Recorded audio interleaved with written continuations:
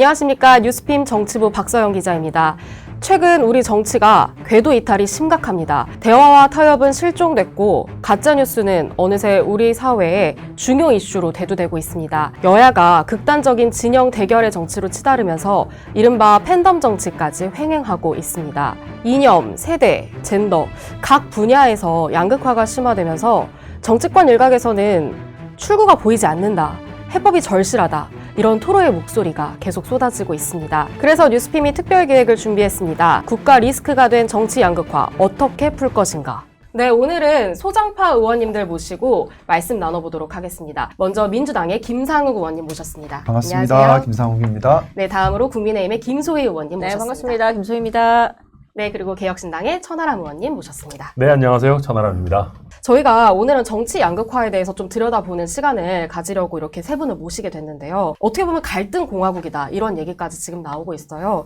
이 정치 양극화의 원인과 실태, 그리고 해결 방향이 좀 뭐라고 생각하시는지 세 분의 좀 고견을 먼저 들어보도록 하겠습니다. 먼저 김상욱 의원님. 우선 저는 진영 정치 자체에 대해서 좀 비겁한 정치다, 나쁜 정치다 생각을 많이 가지고 있는데, 이 진영 정치가 일어난 원인을 주권자인 시민, 국민으로 돌리는 시도에 대해서는 반대합니다. 네. 주권자인 시민과 국민은 말 그대로 주인이세요. 권력의 주인이세요.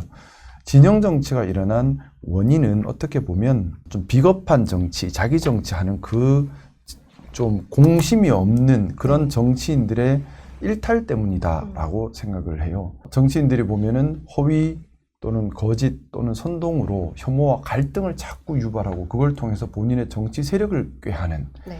이런 시도로부터 진영 정치가 점점 심화되고 있고, 또 적대적 공생이라고 하잖아요. 네. 상대를 공격하고 서로 공격하면서 내 진영을 강화시켜 나가는, 상대를 공격함으로써 내 진영 안에 경쟁자를 없애버리고 좀 그런 적대적 공생, 진영 정치 이런 것들이 문제라고 생각하고, 우리가 흔히 보수 진영, 진보 진영 이렇게 얘기하는데, 저는 누차 말씀드렸지만은 진영으로 보수와 진보를 나누는 것이 상식적이지도 않고 사실과도 다르다고 생각합니다. 왜냐하면 보수, 진보란 얘기도 기능의 이야기거든요. 보수의 기능, 진보의 기능으로 접근한다면 진영 얘기를 할 필요가 없어요. 한 사람이 보수의 기능, 진보의 기능을 다 할 수도 있는 거고, 한 집단이 보수의 기능, 진보의 기능을 다 할 수 없기도 합니다. 네.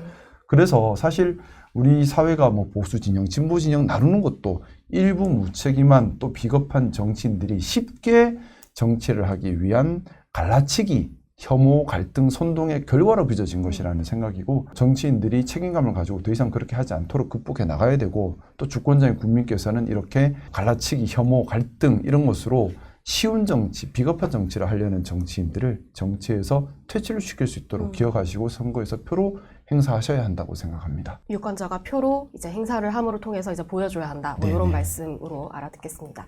다음으로 김소희 의원님 말씀 좀 들어볼게요. 질문을 주셔가지고 네. 저는 좀 고민을 했어요. 우리의 네. 정치 양극화가 어디서 시작됐을까라는 고민을 좀 하게 됐고요.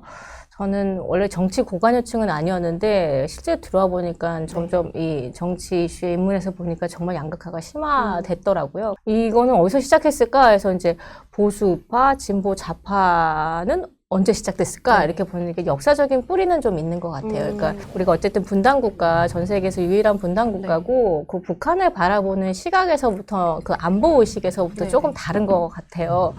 기본적으로 북한은 이제 우리 주적이라고 보는 세력들이 있고, 그 한쪽이 있고, 북한은 뭐 타협할 수 있고 대화할 수 있고 뭐 그렇게 보는 시각들이 좀 있는데, 거기서 시작된 지점도 좀 있고, 그리고 젠더 갈등이나 세대 갈등은 이 이념과는 또 다른 원인이 있더라고요. 그래서 이걸 하나로 뭉뚱그려서 보는 거는 조금 아닌 것 같은데, 그런데 그 북한을 바라보는 그 안보라는 이념에서 시작된 보수 우파와 진보 좌파에서 시작돼서, 거기에 이제 예전에는 80년대, 90년대, 2000년 초반까지는 시민단체들이 같이 결합을 해가지고 그 양극화를 좀 부추겼다면, 최근에는 SNS를 중심으로 그 양극화가 좀 더 이상한 방향으로 가고 있었다는 생각이 좀 들고요.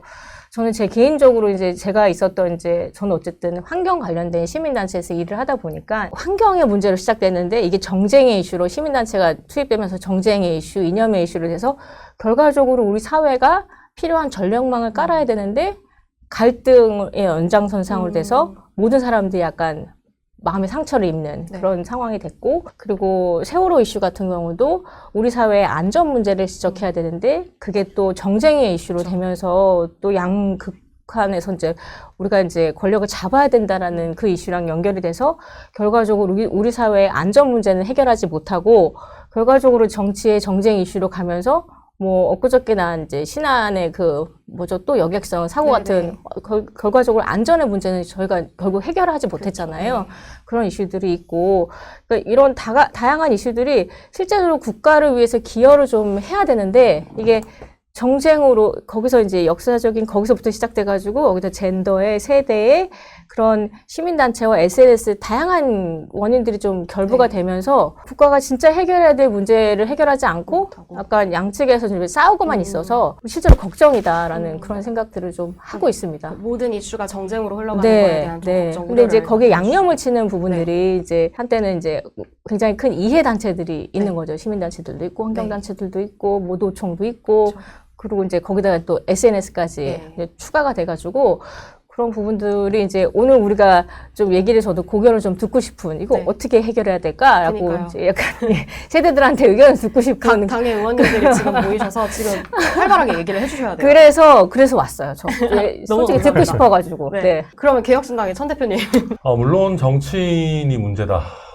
정치인은 항상 문제입니다. 그러니까 정치인이 물론 공적 마인드가 있고 공익적인 어떤 그런 게 있어야 되겠지만 당연히 자기 세력을 만들고 갈라치기라는 표현을 하지만 어쨌든 유권자의 일부분을 타겟팅해서 거기에 지지를 얻겠다라는 거는 네네. 동서고금을 막론하고 항상 하던 일입니다.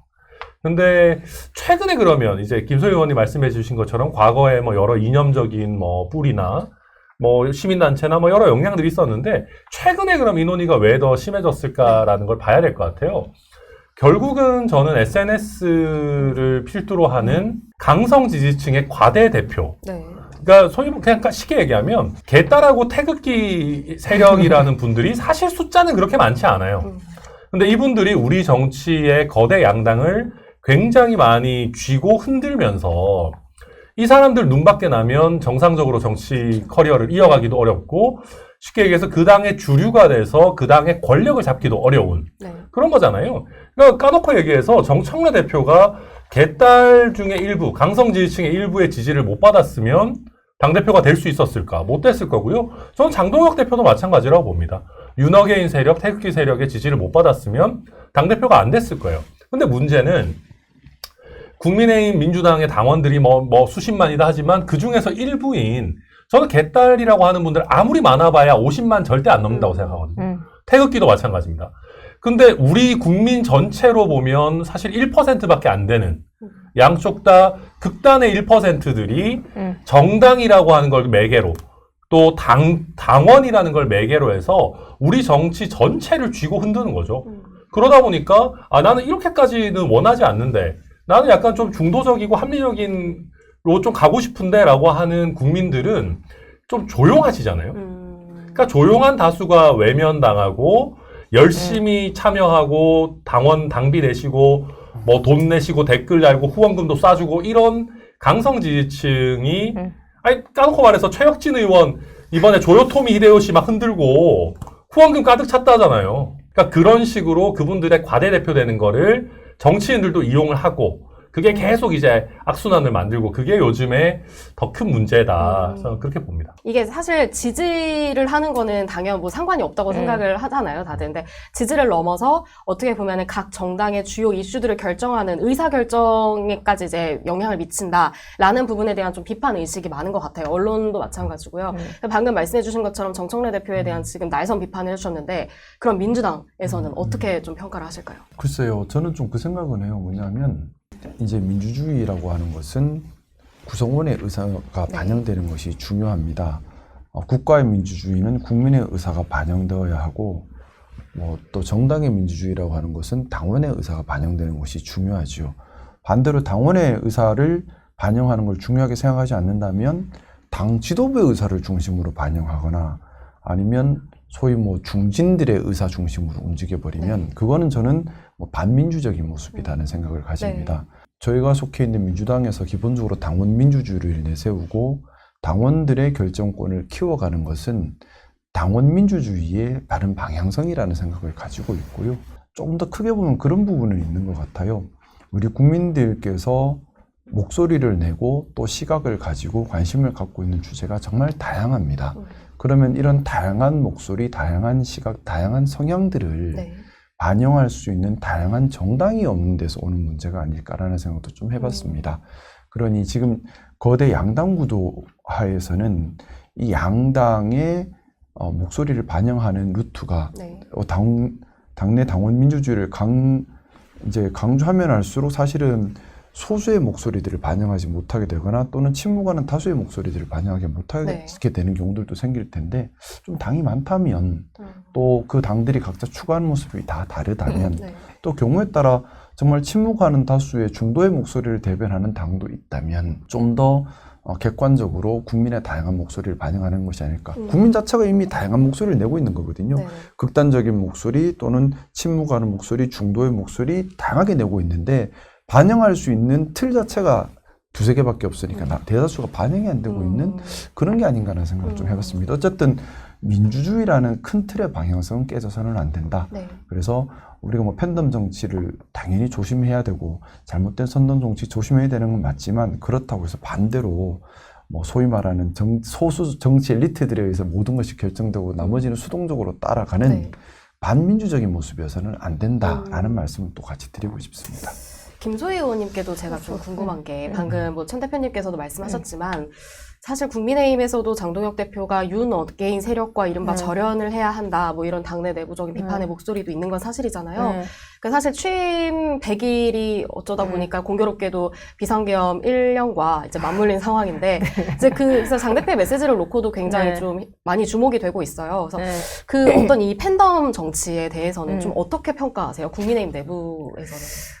그 개딸에 비하면 태극기는 숫자가 미비해서 팬덤이라고 할 것까지는 없을 것 같다는 생각이 왜요? 그래도 당내 선거에 많이 영향을 미치지. 네, 이제 결과적으로 당내 선거에 영향을 미친 건 사실인 것 같고요. 예전에도 저희가 뭐 대통령들을 이제 뭐 어떤 대통령이 좋아 뭐 계속 이렇게 뭔가 이렇게 대통령은 기본적으로 팬심은 있어야 된다고 생각, 약간 스타성은 좀 있어야 된다고 생각을 하는데 그 스타성이 지금은 다른 레거시 미디어가 아닌 다른 SNS 매체로 인해서 이상한 방향으로 흘러서 팬덤 정치가 된 것 같아요. 그래서 연예인을 동일시하는 식으로 돼서 감정을 일치화시켜서 내가 저 사람을 좋아하기 때문에 저 사람에 반대하는 목소리는 무조건 싫어라는 그게 기본적으로 깔려 있는 것 같아요. 그래서 근데 그 목소리들을 적극적으로 내시는 분들 때문에 매일에 일하면서 지친 그 일상의 직장인들은 거기에 참여를 못 하잖아요. 그 다수의 이제 일상의 서민들은 참여를 못 하고 말씀 주신 것처럼 손아람 의원님 말씀 주신 것처럼 과대 포장된 그런 부분들이 있는데 그 팬덤 정치의 가장 큰 부분은 그 내가 좋아하는 사람을 반대하면 그 사람을 끝까지 괴롭히거나 못되게 하거나 뭔가 나쁘게 하는 거기가 가장 큰 문제인 것 같고요.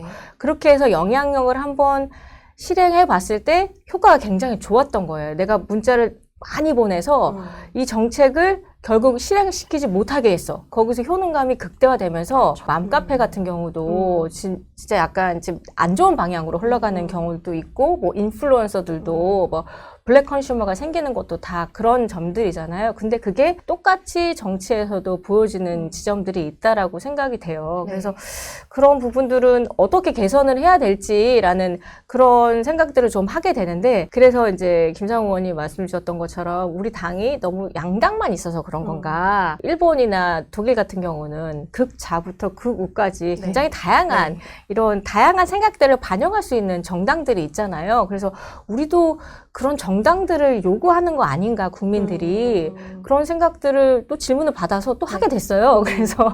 그래서 자연스럽게 또 생길 것 같고요. 실제로 많은 중도 보수, 중도 진보들은 있을 것 같아요. 있을 것 같고 우리 당도 저희가 작년에 계엄을 겪으면서 계엄의 피해자이기도 합니다. 저희도. 그러니까 의원들도 마음의 상처를 많이 입었어요. 그래서 그 과정에서 탄핵의 과정에서 윤 어게인 세력들이 나타나고 그걸 지지하느냐 마느냐 그 절연해야 된다라는 그거에 안에서 또 의원들 간에 또 뭐 서로 안 보이는 갈등이 아직도 봉합되지 않았어요. 그래서 계엄이 없었으면 보수 안에서도 이런 상황이 발생하지 않았을 거라는 생각이 드는데 그럼에도 불구하고 거기서 또 이제 또 알게 된 거죠. 아, 이렇게 강성 지지층이 우리한테도 있구나. 이 강성 지지층은 또 어디서 이 사람들의 생각은 뭔가 그거를 또 이제 알게 됐고, 그러면 이 강성 지지층들을 끌어안고 가야 되느냐, 아니면 또 우리 당이 또 뭔가 새로 그 국민들의 목소리를 반영해서 새롭게 태어나야 되는 건가, 그런 고민들은 지금 끊임없이 하고 있는 중입니다. 계속 네. 고민은 되고 있을 것 네. 같은데 지금 답을 드릴 수는 없어요. 그렇죠. 방금 말씀 주신 것 중에서 좀 연결 질문이긴 한데요. 그 유튜브나 뭐 일부 SNS를 통해서 이런 어떤 팬덤 정치가 좀 극대화된다, 뭐 이런 이 말씀들을 다들 주신 것 같은데,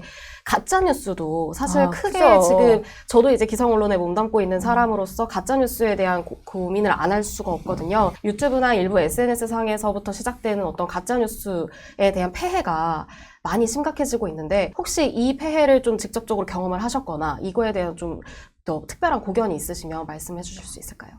예를 들면 제가 길을 가다가도 네. 저를 비판하시는 분들도 있고, 그래요? 당연히 좋아하시는 분들도 있고 네. 한데, 예를 들면 뭐 개딸이신 분들도 있고 태극기신 분들도 그쵸, 있고 예. 다양하게 만나보는데, 제가 되게 놀라는 거는, 제가 정치 고관여층이고 정치하고 있는 사람이잖아요. 네. 그럼 예컨대 민주당 지지자분이셔서 왜 요즘 천하람 의원 옛날에는 윤 비판하고 뭐 잘하더니 요새는 왜 이렇게 민주당 비판하고 이재명 욕하고 막 그런 말 하시다가 막 무슨 얘기를 하세요. 네네. 아, 우리가 이렇게 억울하고 막 이렇게 네, 잘하고 그쵸. 있고 하는데, 그분들 얘기하는 거 들어보면 처음 듣는 얘기들이 되게 많아요. 대단하죠. 약간 가짜 뉴스일 수밖에. 그러니까 네. 저도 제가 모를 정도면 이거는, 그러니까 저도 그래서 찾아봐요. 헤어지고, 아, 정말 이런 일이 있었나. 아니면 국민의힘 특정 정치인에 대한 굉장히 안 좋은 이야기라거나 이런 것들 말씀해 주시면 찾아보면 없어요. 반대로 사실이 국민의힘은 아니다. 네. 멀리 갈 것도 없이 부정선거론이나 아니면 제 네. 길에서 만난 것 중에 뭐 예를 들면 이준석 화교론 이런 것도 얘기하시거든요. 화교로. 왜 하필 그 화교랑 같이 일하냐 막 이런 것도 얘기 실제 하세요. 네. 근데 이게 이제 어쨌든 가짜 뉴스가 앞으로 더 심각해질 겁니다. 네. 그러니까요. 왜냐하면 알고리즘 영향 때문에 맞아요. 자기가 네. 보는 걸 계속 추천해 주기 때문에. 근데 제가 두 분 말씀 들으면서 느끼는 거는, 강성 지지층이나 가짜 뉴스라는 건 앞으로 계속 더 심해지면 심해지지 나아지지 않아요. 그러면 각 정당이 다당제도 물론 옵션이겠지만 네. 이 영향력을 어떻게 하면 좀 약간 좀 이렇게 좀 축소시킬 방안을 생각해야 되거든요. 근데 지금 거대 양당 다 반대 방향으로 달리고 있어요. 당원 주권이다 이런 이야기 하면서 사실 국민의힘 맛이 가기 시작한 게 예전에 너무 거세게 비판하시는 거 아니에요? 이게 유튜브니까. 네네, 좋아요, 맛이 좋아요. 가기 시작한 게, 당대표 선거할 때 당신 100% 하겠다 이러면서 네. 예전에도 이상했지만 그때부터 완전히 맛이 가기 시작한 거예요. 지금 민주당도 그 권리당원들의 이 비율을 막 높이겠다라고 하는 1인 거잖아요. 1표제. 네. 네. 그렇게 하고 뭐 당원의 투표 이 비중을 막 높이겠다고 쭉 달려가고 있는데, 네. 저 이거 굉장히 위험하다고 보는 게, 꼬리가 몸통을 흔드는 거예요. 1%의 국민들이 흔드는 건데 네. 이걸 오히려 더 장려하고 있어요. 왜냐하면 이 사람들은 나를 좋아하니까. 네. 각 당 대표들이. 네. 왜 문제냐면, 민주당을 지지하는 국민 아무리 보수적으로 잡아도 40% 될 겁니다. 국민의힘 요즘 망가졌다 해도 30% 될 거예요. 그렇죠. 콘크리트 지지층이라는 네, 게 있습니다. 있어요. 네. 심지어는 민주당을 지지하는 국민들의 의견조차도 제대로 다 담아내지 못하는 거예요. 과거에는 이런 문제의식이 있어서 어쨌든 뭐 중요한 공천 과정이나 당내 주요 선거에서 네. 국민들 여론조사도 좀 섞겠다. 이런 것들이 있었고, 국민의힘도 예전에 그랬어요. 오히려 지금 당이 약간 너무 짠물이 돼서 국민 여론이랑 괴리됐다라고 할 때는 국민 여론 100%로 이번에는 좀 해보자. 네. 그런 시도들이 있었거든요. 근데 이제는 오히려 그렇지 않아요. 당대표들이 이 내가 잡아놓은 1%의 영향력을 극대화해야 나한테 유리하니까 이 사람들의 영향력이 극대화되도록 당신 100%로 가자. 이런 식으로 가고 있거든요. 그러니까 가짜 뉴스의 영향력이라고 하는 것들, SNS의 어떤 지나친 편향성이라고 하는 것들을 각 당이 제도적으로 더 증폭시키는 형태로 지금 가고 있다. 문제라고 봅니다. 지금 날선 비판 또 해주셨는데 한 대 맞으셨으니까 이제 한 대 또 뭐, 이렇게 아유, 뭐, 반격할 기회를 우리 드릴게요. 뭐 때리고 그런 사이 아니에요? 뭐 저희도 사이 잘하는 것도 아니고. 없어요. 아니, 근데 네네.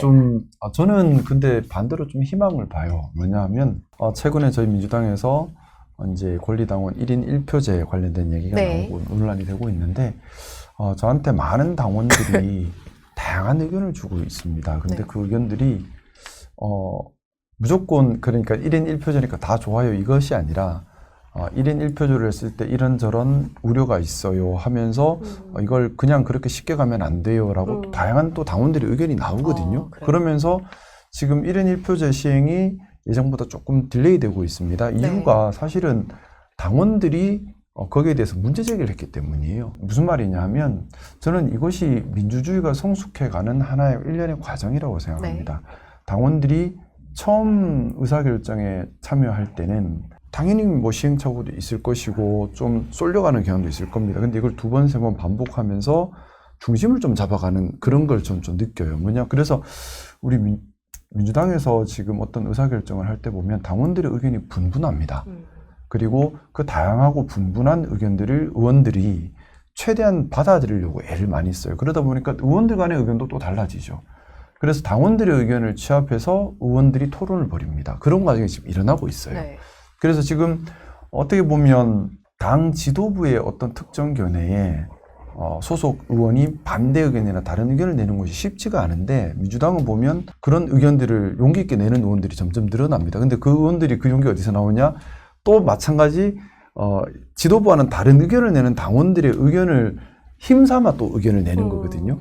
그렇게 토론이 일어나고 있어요. 근데 그게 결국에는 예를 들어 토론을 할 때 토론 주체는 원내 의원들일지 모르겠지만 원내 의원들의 의견들은 당원들의 의견을 취합해서 올라오는 구조가 되고 있어요. 그래서 저는 시행착오는 있겠지만 당원 민주주의, 그러니까 민주주의란 것 자체가 그런 거거든요. 이걸 국가적인 실험 또 당내의 실험인 거죠. 근데 제가 느끼는 민주당의 당내 민주주의는 뭐 좌충 우돌 시행착오도 있고 소란스럽긴 하지만 분명히 성숙해 가고 있다. 그리고 당원들의 목소리에 원내 지도부나 또는 원내 의원들이 더 귀를 기울일 수밖에 없는 상황이 되고 있다. 그리고 제가 깜짝깜짝 놀라는 게 당원들의 의식 수준이 정말 계속 올라가고 있다. 그런 부분들에 대해서 좀 많이 느끼고 있습니다. 국가 리스크가 된 정치 양극화 어떻게 풀 것인가? 오늘 뉴스핌이 준비한 특별기획은 여기까지입니다. 세 분 모두 오늘 다시 한번 감사드립니다. 감사합니다. 감사합니다. 감사합니다. 감사합니다.